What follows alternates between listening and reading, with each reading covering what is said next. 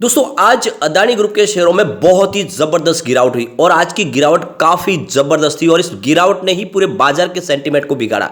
एक तरफ तो देख सकते हो कि काफी जबरदस्त बजट और बजट की अनाउंसमेंट के बाद ही बाजार ने बहुत ही जबरदस्त तेजी बताई, करीब 1100 पॉइंट की भारी तेजी बीएसई सेंसेक्स में। लेकिन इस तेजी में जो अदानी ग्रुप की न्यूज है उसने पूरा निगेटिव इफेक्ट किया और जो सारी की सारी तेजी थी वो खत्म हुई और मात्र 150 पॉइंट की तेजी के साथ में ही हमारे बाजार ने क्लोजिंग दी है। तो ये जो आज बजट का जो पॉजिटिव इफेक्ट था वो अदानी ग्रुप की इस बड़ी निगेटिव न्यूज़ ने पूरा का पूरा माहौल को बिगाड़ा, वरना आज इस बजट के बाद हमें 1500 पॉइंट की तेजी की उम्मीद थी। तो यहाँ पे आप देख सकते हो कि अदानी ग्रुप के लिए क्या सबसे बड़ी बैड न्यूज निकल के आई है और क्या इस समय इस गिरावट का फायदा उठा के अदानी ग्रुप में इन्वेस्टमेंट करना चाहिए या फिर इस समय निकल जाना चाहिए। बहुत सारी बातें जिसको इस वीडियो के माध्यम से डिस्कस करेंगे। कुछ बड़ी अपडेट निकल के आ रही है। वैसे अदानी ग्रुप के सहयोग के लिए और सपोर्ट के लिए भी कुछ लोग सामने निकल कर आ रहे हैं, लेकिन उसके बावजूद भी अदानी ग्रुप के शेयरों की प्राइस गिरने से बच नहीं पा रही है। तो क्या करना चाहिए इस समय, इन सारी बातों को समझेंगे इस वीडियो के माध्यम से और बाजार की आगे की क्या संभावना इस बजट के बाद।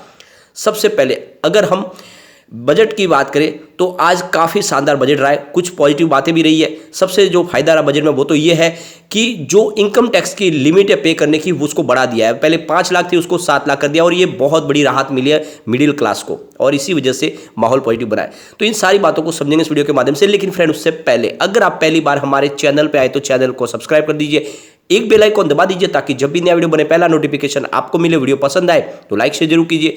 चलो फ्रेंड्स वीडियो स्टार्ट करते हैं। मैं हूं आपका दोस्त एसबी दवे और हमारे अपने चैनल ऑनलाइन कमाई में आपका बहुत बहुत स्वागत है। फ्रेंड्स अगर बजट के बारे में आपको जानना है अच्छे से तो ऑलरेडी हमने बजट पे वीडियो बनाया है जिसमें जाके देख सकते हो क्या क्या किसको कौन से सेक्टर को कितना फायदा होने वाला है और किस सेक्टर को आगे आने वाले समय इसका बजट के बाद में और पॉजिटिव संभावना है, कौन से शेयर निवेश के लायक है इस समय। तो इन सारी बातों को जान सकते हैं आप इस वीडियो के माध्यम से। लेकिन अगर हम बाजार की बात करें तो आज की क्लोजिंग 59,708 के स्तर पर रही है और 158 पॉइंट की तेजी के साथ में 0.27% की तेजी थी। लेकिन इंट्राडे में आज हमने 60,773 का हाई भी देखा, यानी इस लेवल से 1000 पॉइंट की और तेजी। तो बहुत ही ज़बरदस्त तेजी थी, लेकिन वो तेजी रह नहीं पाई। उसके पीछे वजह है निफ्टी नेक्स्ट 50 और वो ये दबाव में सुबह से ही है। और मैंने ये कहा कि अदानी ग्रुप के शेयरों की वजह से, स्पेशली वही अदानी ग्रुप और पीएसयू बैंक, इन दो ने ये पूरा का पूरा सेंटीमेंट बिगाड़ा और ये गिरावट की वजह भी यही है। देख सकते हो कि भले ही बाजार पॉजिटिव क्लोजिंग दी हो लेकिन सारे के सारे इंडेक्स निगेटिव है। जो सबसे बड़ी गिरावट है वो है निफ्टी नेक्स्ट 50 में 1.62% की भारी गिरावट और यहीं पर पूरा मामला बिगड़ा है। और उसके बाद में स्मॉल कैप में भी आज गिरावट शुरू हुई। वैसे पहले ये सारे पॉजिटिव थे, सिर्फ निफ्टी नेक्स्ट 50 में ही गिरावट थी। अब आप देख सकते हो कि आज जो गिरावट सबसे भारी हुई वो एक तो निफ्टी पीएसयू बैंक में हुई है, करीब 5.68% की बहुत भारी गिरावट। और जो दूसरा जो इंडेक्स है निफ्टी मेटल जो 4.50% गिरा। तो ये दो इंडेक्स है जिन्होंने पूरा का पूरा सेंटीमेंट बिगाड़ा है और इसी वजह से आज हमने बाजार में जो तेजी बनी थी वो सारी की सारी हमारी खो गई। सिर्फ जो पॉजिटिव क्लोजिंग है वो निफ्टी एफएमसीजी में है और निफ्टी आईटी में है, बाकी सारे इंडेक्स आपको रेड दिखाई देंगे। तो यहाँ पे देख सकते हो कि ये सारा का सारा जो मामला बिगड़ा है वो इसके पीछे वजह है अदानी ग्रुप।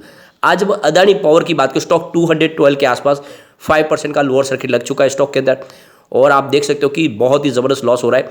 पिछले एक महीने में स्टॉक में हमने करीब 28% की गिरावट देख ली है। अदानी विल्मा लिमिटेड की बात करें तो 443 पर 5% का लोअर सर्किट लग गया और आप ये देख ही सकते हो कि पिछले एक महीने में यहाँ पर भी 26% की भारी गिरावट हो चुकी है। इन लोगों को बहुत ज़बरदस्त लॉस हुआ है। अदानी इंटरप्राइजेस की बात करें तो 2145 के स्तर पे आप देख सकते हो करीब 27% की गिरावट और यहाँ पे पिछले एक महीने के हिसाब से स्टॉक बहुत ज़बरदस्त गिरा है, 42% भारी गिर चुका है। और ये आप देख सकते हो कि जिसने भी आईपीओ में निवेश किया होगा उसको कितना ज़बरदस्त लॉस हो रहा है, यहाँ पे आप ये समझ ही सकते हो। अब यहाँ पे अगर हम अदानी टोटल गैस की बात करें तो 1897 के स्तर पर 10% की भारी गिरावट। अदानी ट्रांसमिशन की बात करें तो 1708 के स्तर पर 3.71% की गिरावट हुई है और पिछले एक महीने में 33% स्टॉक गिर चुका है। तो सारे के सारे अदानी ग्रुप के शेयरों में ज़बरदस्त लॉस है लोगों को। अदानी ग्रीन एनर्जी की बात करें तो 1161 के स्तर पे 5.11% की गिरावट और पिछले एक महीने में 38% ये स्टॉक भी गिर चुका है। अंबुजा सीमेंट की बात करें तो बहुत ही भारी यहाँ पर भी लॉस हुआ है, 335 स्टॉक आ चुका है, 16.50% की बहुत भारी गिरावट हुई है आज और पिछले एक महीने में 36% ये भी स्टॉक गिर चुका है। एसीसी सीमेंट की बात करें तो 1858 के स्तर पे 5.60% की गिरावट हुई है और पिछले एक महीने में 23% स्टॉक गिर चुका है। तो ये जो गिरावट आज हुई इसके पीछे वजह है क्रेडिट स्विस। क्रेडिट स्विस की जो लेटेस्ट रिपोर्ट निकल कर आई है, उन्होंने जो बॉन्ड्स है अदानी ग्रुप के, उसकी लैंडिंग की जो वैल्यू है उसको जीरो कर दिया है। यानी उनके हिसाब से अब वो अदानी ग्रुप के बॉन्ड्स को स्वीकार नहीं करेंगे अपने लैंडर्स के लिए, यानी जो भी उनके कस्टमर्स हैं उनके लिए ये जो अदानी ग्रुप के बॉन्ड्स हो गए उसकी कोई भी मान्यता नहीं है, उसको जीरो कर दिया गया। यानी उनके हिसाब से अब इसकी कोई वैल्यू नहीं है और इसी रिपोर्ट ने पूरा मामला बिगाड़ा। यानी क्रेडिट स्विस को अब अदानी ग्रुप के बॉन्ड्स के ऊपर कोई भरोसा नहीं है। तो ये मामला सबसे बड़ा बिगड़ने की वजह यही रही। सबसे पहले तो हिंडनबर्ग ने जो रिपोर्ट लाई उसके बाद में मामला बिगड़ा, लेकिन अब क्रेडिट स्विस ने भी अपनी तरफ से हाथ झाड़ लिए है। उनका कहना है कि हमें भरोसा नहीं है उनके बॉन्ड्स के ऊपर अदानी ग्रुप के लिए और हम अपने क्लाइंट को ये रिकमेंड नहीं करेंगे। तो आप समझ सकते हो इसने पूरा का पूरा सेंटीमेंट बिगाड़ दिया आज और बहुत ही भयंकर गिरावट हुई। पिछले 2 ट्रेडिंग सेशंस में थोड़ी सी हमें रिकवरी दिखाई दे रही, सारे के सारे शेयर अभी संभल जाएंगे, लेकिन ऐसा हुआ नहीं। आज बहुत भारी गिरावट हुई है।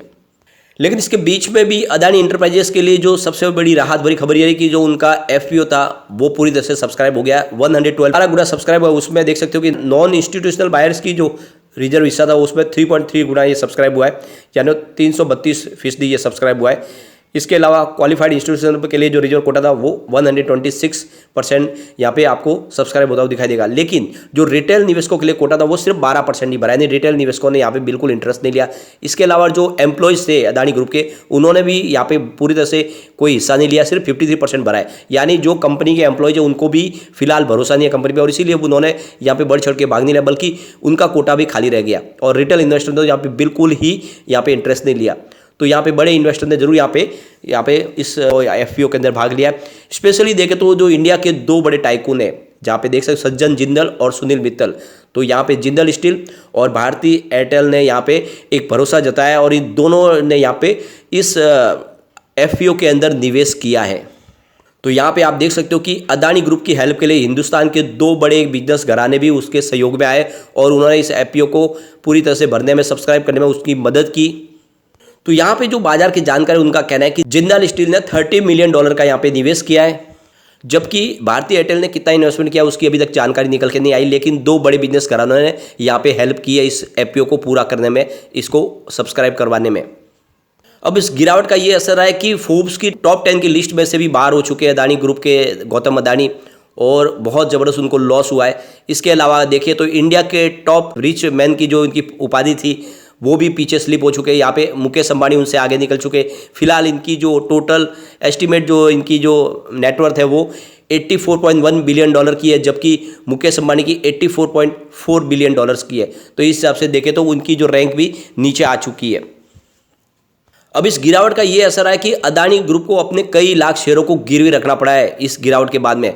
तो ये सबू की तरफ से जो कदम उठाया गया क्योंकि उन्होंने बैंकों से एक बड़ा करीब $1 अरब का कर्ज लिया हुआ और इस कर्ज के बदले में उन्होंने अपने शेयरों को गिरवी रखा है। और जब अगर शेयरों की भाव कम हो जाती है तब जो उन्होंने कर्ज लिया उसके बदले में उनको और शेयर बैंक को देने पड़ते हैं और इसीलिए इन्होंने अपने शेयरों की संख्या बढ़ाई है जिन्होंने बैंकों से उन्होंने कर्ज लिया है। तो यहाँ पे देख सकते हो कि फ्राइडे के दिन उन्होंने 2450 करोड़ के यानी लगभग $30 करोड़ के शेयर और बैंकों को दिए। तो यहाँ पे जानकारों का कहना है कि अदानी ग्रुप ने पहले से स्थिति से निपटने के लिए $2.5 अरब के शेयरों को पहले से अलग रखा हुआ है, यानी कभी भी उतार चढ़ाव आए तो इन शेयरों की वजह से एक तरह से वैल्यू को बरकरार किया जाए, वैल्यू को बैलेंस किया जाए।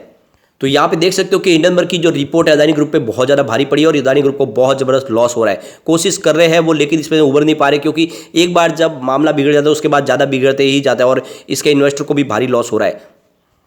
लेकिन यहाँ पे जो बाजार के जानकार है उनका कहना है कि इस समय आपको वेट एंड वॉच करना चाहिए, यानी फिलहाल नया इन्वेस्टमेंट तो बिल्कुल ना करें, लेकिन जो आपके पास शेयर है वो लॉस में न बेचे। थोड़ी सी समय के बाद यहाँ पे रिकवरी की संभावना बन सकती है, फिर से इसमें एक बाउंस बैक आएगा और जैसे ही पॉजिटिव माहौल आएगा तो फिर से आप नई खरीदारी कर सकते हैं। लेकिन फिलहाल आपको इन शेयरों में वेट एंड वॉच करना चाहिए। सेंटीमेंट जैसे ही सुधरेंगे फिर से शेयरों की तेजी की शुरुआत हो सकती है। लेकिन फ्रेंड, कोई भी इन्वेस्टमेंट करने से पहले अपने फाइनेंशियल एडवाइजर के बारे में ले ले या अपना खुद का रिसर्च करें, क्योंकि मैंने वीडियो आपके एजुकेशनल पर्पज के लिए ही बनाया। वीडियो पसंद आए तो लाइक से जरूर कीजिए और चैनल को सब्सक्राइब कर दीजिए। Thank you friend.